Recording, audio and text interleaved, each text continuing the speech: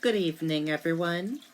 I'm Riley King, and welcome to the Riley King Newscast, right here on the Riley King Network. Let's begin.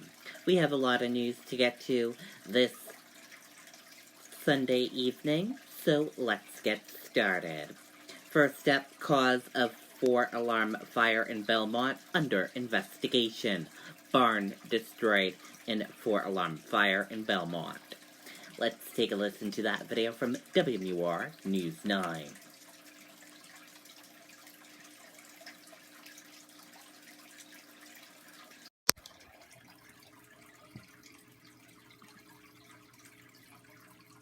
This economy is not working for most of us. There is not one county in the United States of America where someone working full-time at the minimum wage can afford a two-bedroom apartment. The biggest problem in our economy is simple. People are not getting paid enough. Now, investigators are trying to determine what caused a 4-alarm fire at a barn in Belmont last night. That barn was leveled by flames and actually still smoldering this afternoon. The state fire marshal's office was on scene, waiting for it to be safe to get inside to investigate. The Brown Hill Road home also suffered extensive damage. No one was living there at the time, though. Anyone with information about this fire is asked to contact the state fire marshal's office. Okay, and there you go on that video and that report.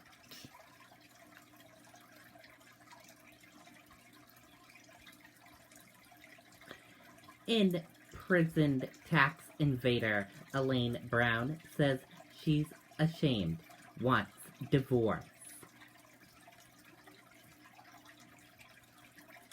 A lawyer for a woman awaiting resentencing with her husband for holding U.S. Marshals at bay from their fortress-like home in 2007 says she is ashamed of her actions and is seeking a divorce. Elaine Brown, now 78, was sentenced to 35 years in prison after the standoff at the couple's 100-acre property in Plainfield, New Hampshire. Her husband, Ed Brown, received a 37-year sentence. The couple were held up for 9 months after they stopped showing up in court in the middle of their trial on tax evasion charges. She deeply regrets that after a lifetime of professionalism, honesty, and hard work, she chose to follow her husband down a rabbit hole of extremism, disobedience, and ultimately criminality. Her lawyer wrote in a federal court motion filed Thursday. Elaine Brown, a dentist, and Ed Brown, an extremator, were initially convinced of failing to pay taxes on $1.9 million of income over 8 years. The couple said the federal income tax is unconstitutional. Their argument, repeatedly rejected by courts, was that no law authorizes the federal income tax, and that the 1931 constitutional amendment permitting it was never properly ratified. The Browns were sentenced in upset to 5 years in prison. Anti-tax and out-of-state militant groups rallied to their cause before U.S. Marshals posing as supporters gained entry to their home and discovered weapons, explosive, and booby traps. The couple were sentenced on new charges in 2009. once charged against them carrying and possessing a destructive device in connection with a crime of violence carried a mandatory minimum sentence of 30 years. It was vacant in light of a U.S. Supreme Court decision last year that found the crime of violence term unconstitutionally. The Browns are scheduled for resentencing on their remaining counts at separate hearings on January 31st. Elaine Brown's lawyer is asking that she be released and supervised following the more than 12 years she already served. But she could still be imprisoned for the last at least another decade, according to sentencing guidelines.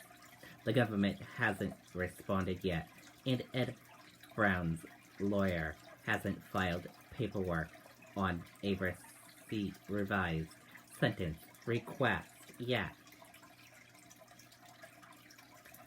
Levine wrote that Elaine Brown's years in prison have chested and humbled her. She apologized publicly in a letter to her home paper in 2014. She has been a library clerk, volunteer, and student who recently completed an 18-month multi-faith-based program for spiritual growth. She also suffers from COPD and other alignments. Levine wrote that Elaine Brown kept in contact with Ed for many years via email, but has recently initiated divorce proceedings and wants nothing to do with him.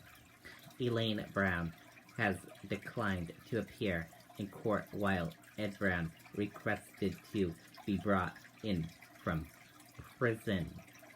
Elaine Brown hopes to live a quiet life with her grandchildren from a prior marriage, Levine wrote. At the time, she thought it was her Christian duty to stand by her husband, but understands now that she was wrong and that her loyalty to Edward was badly misplaced. Her children, in recent interviews with investigators, described Edward as controlling and manipulating. Elaine was easy to sponge off of, and Edward stopped working shortly after he moved in with her. An investigator wrote, quoting Elaine's daughter, Elaine came from an environment where a woman is a wife and mother first. Edward took advantage of that manuality. A lawyer for Edward Brown said he couldn't comment. Prince Harry and Meghan Markle will no longer be working royals. Let's take a listen to that video from ABC News.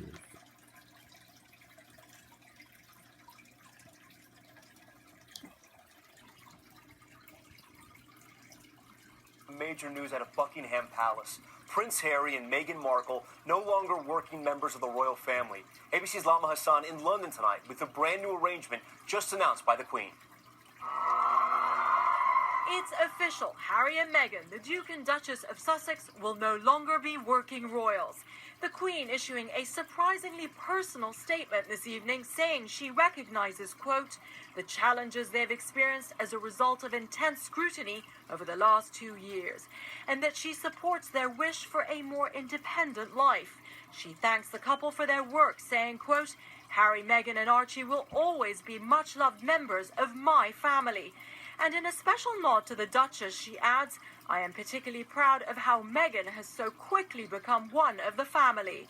The palace confirming the couple will no longer represent Her Majesty, nor will they use their Royal Highness titles, but will remain the Duke and Duchess of Sussex. They will also no longer receive public funds and can now earn a living, but, quote, everything they do will continue to uphold the values of Her Majesty. The Queen is being quite robust by saying they can't trade on their royal titles. She's making it very clear they cannot in any way tarnish the brand of monarchy. Palace sources also revealing this evening that Harry and Meghan now plan to spend the majority of their time in North America, but will keep Frogmore Cottage as their UK residence. All right, Lama Hassan joins us now live from London. And Lama, after all the uncertainty of recent weeks, tonight's announcement doesn't mean Harry and Meghan will completely disappear from the public spotlight when it comes to the royal family. You're absolutely right, Tom. Yes, Harry is sixth in line to the throne. He will remain a prince, and he is still part of the royal family, which means that he will continue to attend big family events like the Queen's elaborate birthday celebrations. Tom. Lama Hassan for us tonight. Lama, great to have you tonight. Thank you. Okay, and there you go on that video and that report. And that does it for this evening edition of the Riley King Newscast right here on the Riley King Network. I hope you all enjoyed watching. Have a great rest of your evening, and I'll see you back here tomorrow for another newscast.